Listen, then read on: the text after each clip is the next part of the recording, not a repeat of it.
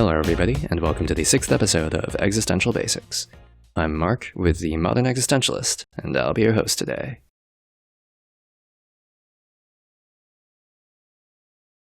So last time, we explored the idea of the human being as a social animal, and we examined the nature of our human existence within the context of our presence in the world as both subjects and objects. If you haven't seen that episode, I'd recommend you go back and watch that before coming back to join us for this one. Alright, so Husserl gives us a concept that we call intersubjectivity, the relationship which individual subjects will form between one another. In other words, intersubjectivity is the connection between people. Truth is knowledge that we create and value that we assign.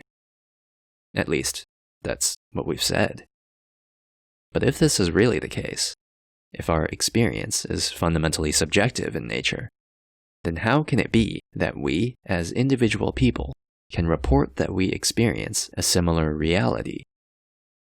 If we could all just be brains and vats, if there's a sense in which no horses are ever real, and if we can never know or confirm with absolute certainty that, when you and I look outside, we actually see the same world, how is it that we can say with any degree of certainty that we exist in a common space, that we really even live in the same world? I think that, maybe, we've always thought of ourselves a little too much as individuals. We place too much emphasis on our own personal experience, too much weight on what we ourselves believe and perceive. But you and I, we've never been alone. Sure, we're alone in our experience, in our subjectivity and our individual conception of the world. But it's also equally true that, for our entire lives, we've lived in the company of the other. We reach out for one another. We shape and we mold each other into people. We form connections, and we seek with utter desperation to bridge the gap that we see between the appearance of our reality and the experience of the other.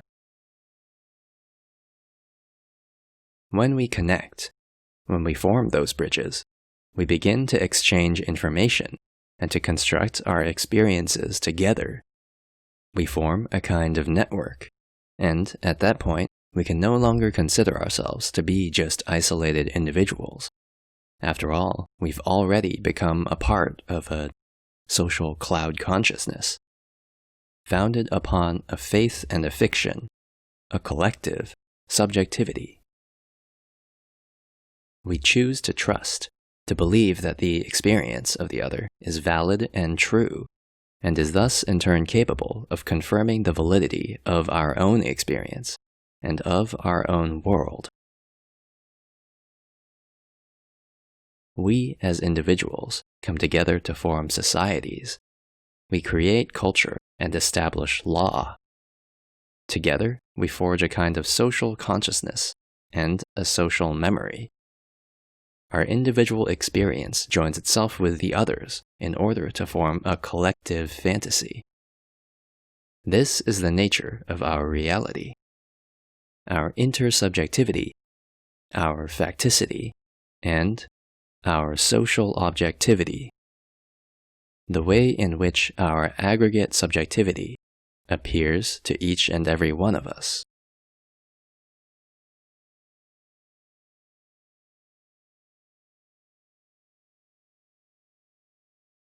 The idea of objective truth is implicitly epistemic in nature.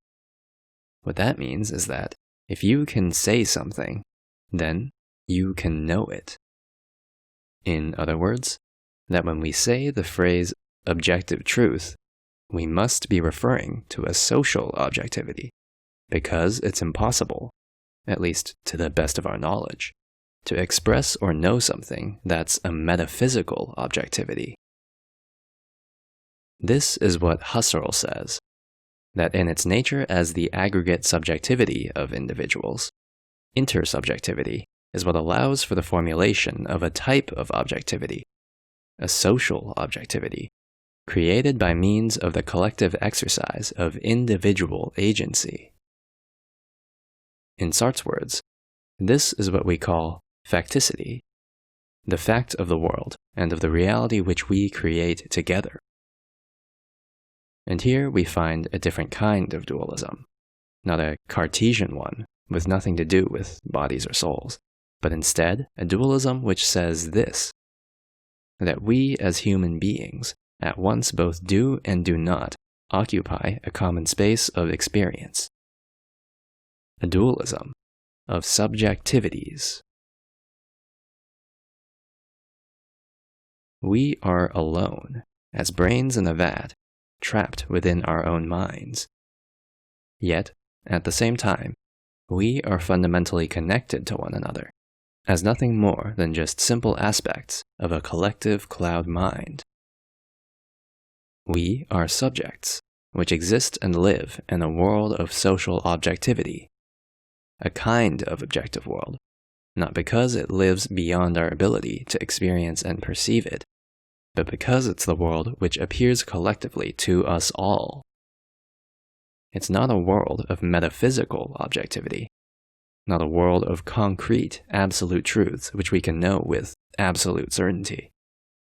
Instead, it's a world composed of aggregate fiction, of subjective experience which is shared among the members of an interconnected society.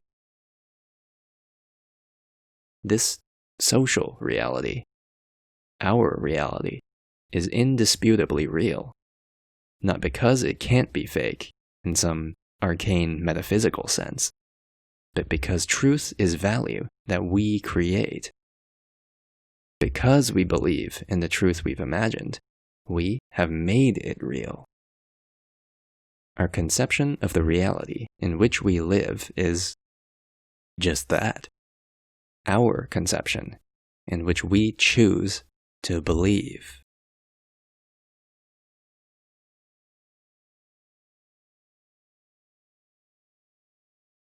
Man is subject. Man is object. But, just as much as he is both of these things, we can see that, empirically, man must also be the thing which exists in between. Thus, we can observe that man simultaneously occupies three distinct modes of existence. The first is individual subjectivity, the sense in which man acts and exists as a conscious, agentive individual within a world of objects. The second is metaphysical objectivity, the mode in which we must infer that we exist as physical objects and constructs of a world which we can't perceive, and therefore can never have absolute knowledge of. The third is social objectivity, the result of our intersubjective status, and the mode in which we exist as objects in the eyes of the other, as constructs of a world which we can and do perceive, an objectivity of a subjective kind. After all, we are subjects in a world of objects. We are objects to other subjects. We are objects in a world of objects. And we are, at once, all of these things.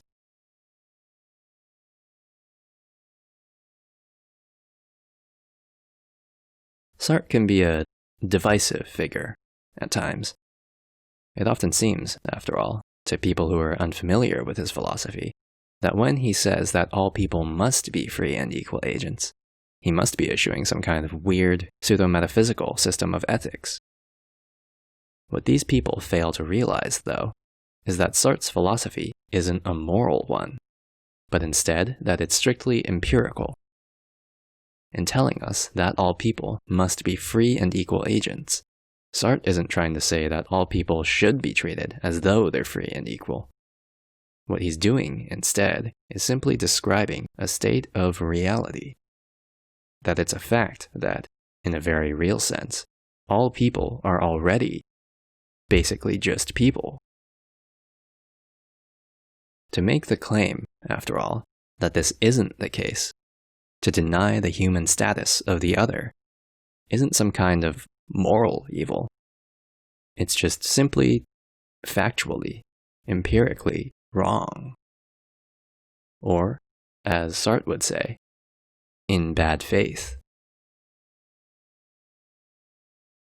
We as subjects must acknowledge the humanity, the free and equal status, of the other. This is because we're not only subject, not the only agent in the world, and they aren't only object, not just things of the world that we act upon. To claim such a thing would be empirically wrong, because we can observe that, in reality, the other is an other subject who acts upon us as object in the very same way which we act upon them. If we deny the free and equal status of the other, if we act to remove their humanity from them, then they will do likewise to us. And then, so too, will we also be no longer free and equal, no longer human in their eyes. Then we'll all just be monsters together, because we'll have made each other so. Alright, so how do you feel now that you know that we live a social objectivity? What does it mean to you for our objectivity to be fundamentally subjective? What do you think of Sartre's construction of an empirical existentialist rebuke directed toward nationalism, xenophobia, and genocide? Give it some thought, then let me know down in the comments what you come up with. Alright, this is Mark, signing off. Catch you guys on the next one.